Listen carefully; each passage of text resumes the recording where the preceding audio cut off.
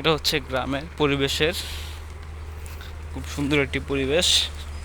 ঢাকার একেবারে কাছেই এই গ্রামটা অবস্থিত।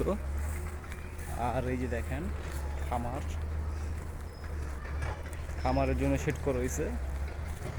আমার বন্ধু